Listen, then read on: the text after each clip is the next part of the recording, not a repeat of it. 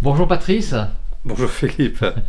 Alors Patrice, je profite de ta présence pour te poser des questions sur ces crânes allongés qui t'intéressent tant. Est-ce que tu peux me parler un petit peu de ces découvertes qu'on a fait sur ces crânes allongés? Est-ce qu'il y a des vrais crânes allongés, des faux crânes allongés? D'où viennent-ils? Que sont-ils? Parle-nous un petit peu de ces crânes allongés. C'est un phénomène qu'on retrouve sur toute la planète. Donc rien que ça déjà, c'est un indice comme quoi c'est quelque chose d'important. Pourquoi important? Parce que les archéologues classiques nous disent que ces crânes allongés, ils ont été déformés artificiellement pour un effet de mode. Mais quand on parle de déformation physique, c'est jamais un effet de mode. Quand, par exemple, on a les petits pieds en Chine, c'est resté en Chine, ça n'a jamais quitté la Chine. On a les femmes girafes en Afrique ou les femmes plateaux, c'est dans quelques tribus, par-ci, par-là. C'est jamais devenu un phénomène mondial. Les crânes longs, c'est un phénomène mondial, on les retrouve sur toute la planète. Et effectivement, dans à un moment donné dans l'histoire de l'humanité, l'homme a voulu se déformer les crânes pour ressembler aux vrais crânes longs qui considéraient eux comme des dieux. Déformer un crâne pour ressembler à un dieu, je peux le concevoir. Déformer un crâne parce que c'est la mode, j'arrive pas à le concevoir. Pourquoi j'arrive pas à le concevoir? Parce que j'en discutais avec des pédiatres et ils m'expliquaient que pour déformer un crâne humain, il faut le faire dès que le nourrisson arrive et il faut pratiquer cette déformation jusqu'à l'âge de 5, 6, 7 ans. C'est une vraie torture, hein, c'est pas une partie de plaisir. Donc j'arrive pas à concevoir qu'une maman puisse faire ça juste parce que c'est la mode. Si c'est pour ressembler à un dieu, peut-être qu'on peut se plier à l'exercice. Et c'est un phénomène qu'on retrouve sur toute la planète, à des moments, à une période où normalement l'homme ne devait pas se déplacer, et malgré tout ce phénomène, ces vrais crânes allongés, du coup, qui n'ont pas été déformés artificiellement, on les retrouve sur toute la planète. Pour moi, c'est la seule preuve matérielle, organique, qu'on est d'une civilisation différente du sapiens. Quand je dis civilisation différente du sapiens, on ne sait pas si elle s'est éteinte, c'est une possibilité, ou est-ce qu'elle est repartie vers les étoiles, c'est notre possibilité. Les deux me plaisent bien, j'ai pas de souci avec ça.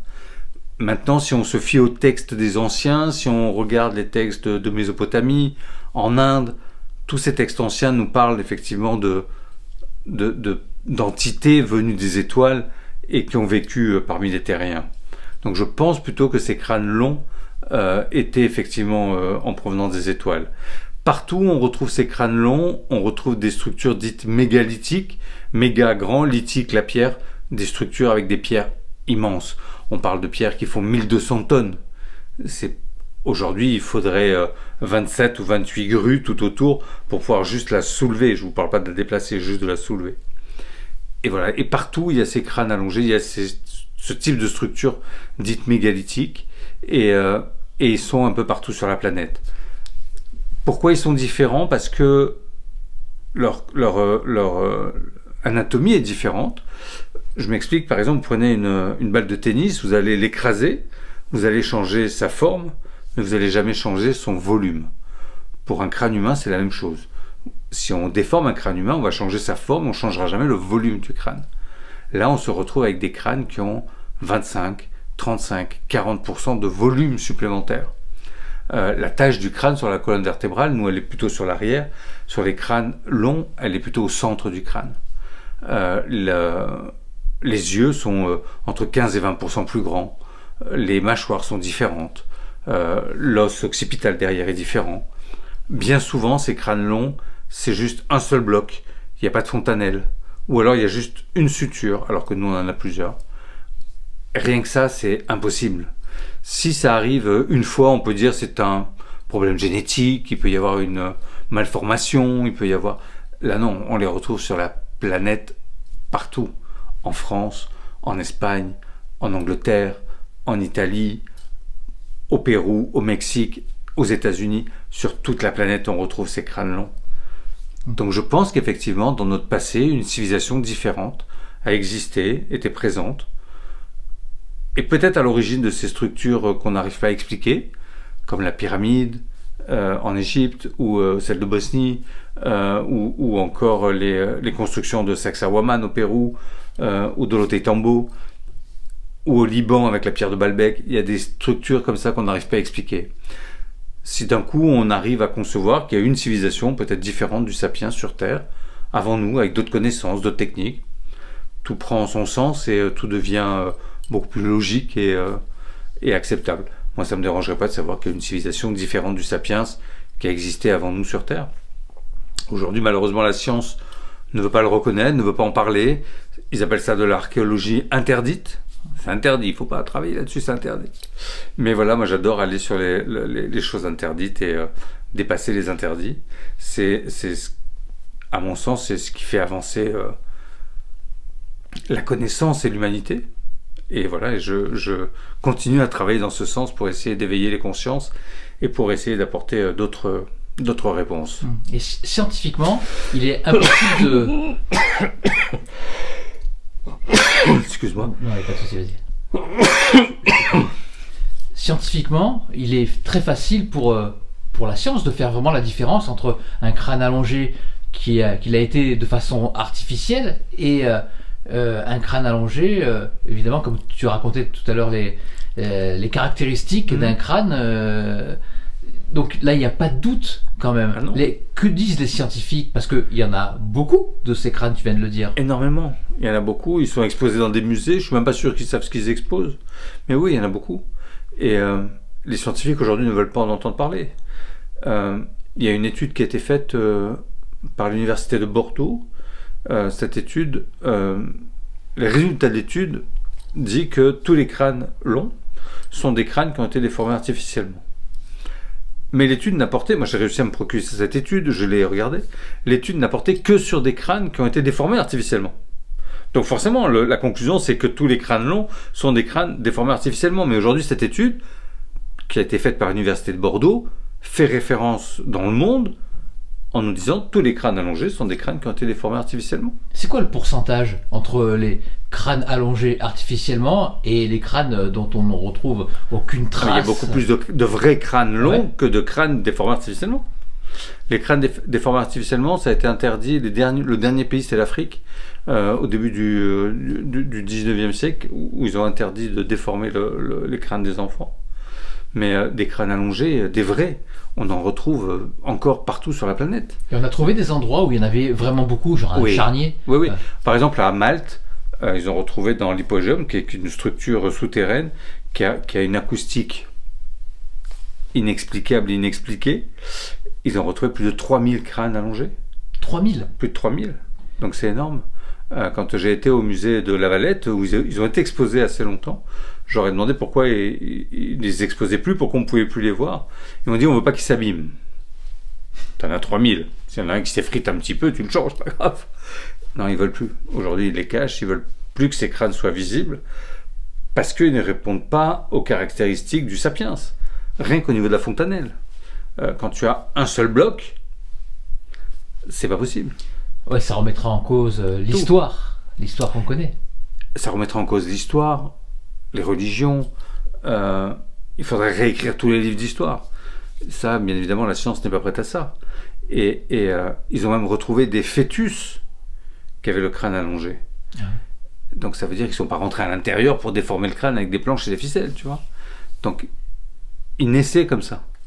Il y a des pierres anciennes de Oruelos et d'autres régions du Mexique où on retrouve ces personnages avec ces crânes allongés, où on voit des femelles accoucher d'enfants qui ont le crâne allongé.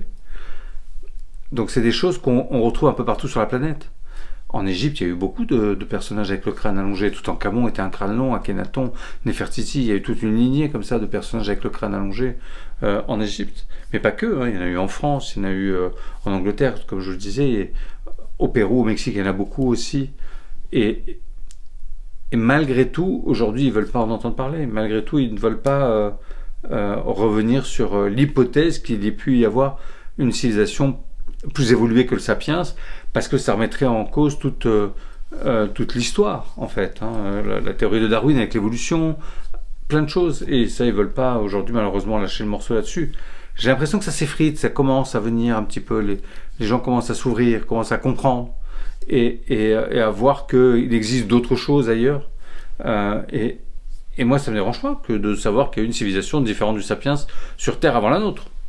Qu'elle soit terrienne et qu'elle se soit éteinte, ou qu'elle soit venue des étoiles, qu'importe.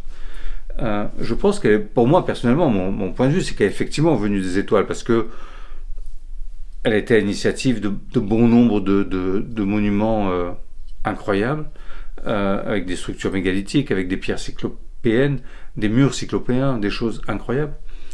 Et ça, c'est leur héritage, et c'est ce qu'ils nous ont laissé. Parce que c'est la pierre qui résiste le mieux au temps. On peut dater ces crânes? Alors bien sûr qu'on peut dater, c'est de la matière organique, on peut dater. Il y a des examens qui ont été faits sur ces crânes. Les examens ont rendu leur verdict, et c'est que ça ne correspondait à aucun animal ayant vécu sur Terre ou vivant sur Terre, que ça ne correspondait absolument pas aux sapiens, et que ça n'avait jamais pu se croiser avec le sapiens. Donc oui, on sait que c'est différent du sapiens. Mais c'était pendant qu'il y avait des sapiens. Mais il y avait des sapiens, bien sûr. Ouais. Mais on pense que les sapiens ont été, et ça expliquerait le chaînon manquant, fabriqués avec peut-être le Néandertal et l'ADN justement de ces peuples qui avaient eux-mêmes le crâne allongé. Et le mélange des deux aurait formé un sapiens. On retrouve toute cette histoire dans les textes en Inde, on le retrouve dans le Mahabharata, on le retrouve dans les textes en Mésopotamie, qui nous racontent l'histoire de ces peuples venus des étoiles qui ont créé l'humanité, qui ont créé l'homme, entre autres les Anunnaki bien sûr, mais qui auraient créé la race humaine pour les aider dans des tâches un peu difficiles, et que les Adams, le mot Adam en sumérien veut dire bétail, donc ils nous auraient fabriqué pour être une sorte de main-d'œuvre un petit peu comme ça sur Terre pour des tâches qu'ils ne voulaient pas eux accomplir. Voilà, et donc ces crânes longs ont certainement vécu une période sur Terre, et c'est ce qui est raconté dans les textes anciens qu'on retrouve un petit peu partout sur la planète. On retrouve ces crânes longs, on les retrouve en Chine également, on les retrouve en Inde, mais vraiment partout sur toute la planète. Mais ces crânes, ils les ont datés parce que, oui, certains ont été datés, on a des datations, certains remontent à 12, 15 000 ans, donc on a des dates quand même qui sont assez anciennes. Il y a des crânes plus récents, on a des crânes qui sont datés aux alentours des 2005, 3000, donc c'est pas si vieux que ça non plus, mais oui, ça a été daté, oui. Est-ce que tu continues ta quête de connaissances pour ces crânes allongés? Mais plus que jamais, bien évidemment. Là, je repars au Pérou mi-avril, et bien évidemment je vais aller encore chercher sur ce phénomène. J'ai entendu parler d'un petit musée où il y avait des crânes allongés avec des momies de fœtus également, de crânes allongés. Donc ça, je voudrais pouvoir aller voir ça. Et puis je vais essayer de ramener du matériel organique pour pouvoir faire des analyses en France et essayer d'approfondir justement les recherches sur ces objets et sur ces crânes. Donc bien sûr que je continue. Pour moi, c'est une quête, parce que partout où je vais, il y a ces crânes longs qui sont présents. Partout où je vais, il y a ces structures mégalithiques qui sont présentes, et qu'il y a forcément un lien entre les deux, et que pour moi c'est une preuve d'une civilisation différente. Alors oui, ça éveille, ça excite un peu mon enfant intérieur d'aller chercher là-dessus, tu vois. J'ai l'impression de revivre les mystérieuses cités d'or, d'aller à la rencontre de choses mystérieuses comme ça et incroyables, d'être sur la piste de, pourquoi pas, de frères des étoiles, d'extraterrestres, que sais-je, tu vois. Donc bien sûr que c'est excitant, bien sûr que j'ai envie d'aller creuser le sujet, aller voir ça au plus près. Je vais aller voir ça dans des collections privées. Il y a des gens, je dois aller voir ça chez des gens parce qu'ils ont certains crânes allongés que je dois aller voir. Enfin, ouais, il y a plein de trucs comme ça qui se proposent pendant ce voyage. Et donc on va voir si j'arrive à revenir avec du matériel organique pour pouvoir faire des tests en France, des vrais tests avec des laboratoires, avec le CNRS, pourquoi pas, avec d'autres musées qui seront prêts à faire des analyses aussi. Donc voilà, on va essayer d'avancer là-dessus, et si ça fonctionne, peut-être je ferai un bouquin là-dessus, et comme ça vous en saurez un peu plus. Est-ce qu'il y a des traces, je sais pas, des dessins sur des pierres? Est-ce qu'on a des traces d'anciennes, pas de civilisation humaines qui auraient témoigné justement. Bien sûr, il y a plein de pierres à travers la planète où on peut retrouver ces crânes longs, encore une fois, qui sont dessinés, où ils sont gravés, sculptés. Et pour moi, ce sont des vraies bibliothèques qu'ont laissé les anciens pour qu'on ait une trace de ça. Et quoi mieux que la pierre pour laisser une trace indélébile pour les générations futures. Donc oui, il y a des traces de tout ça. Et voilà, et moi, ça me passionne d'aller à la découverte de tout ça à travers la planète, d'aller visiter tous ces lieux, d'aller à la rencontre des gens.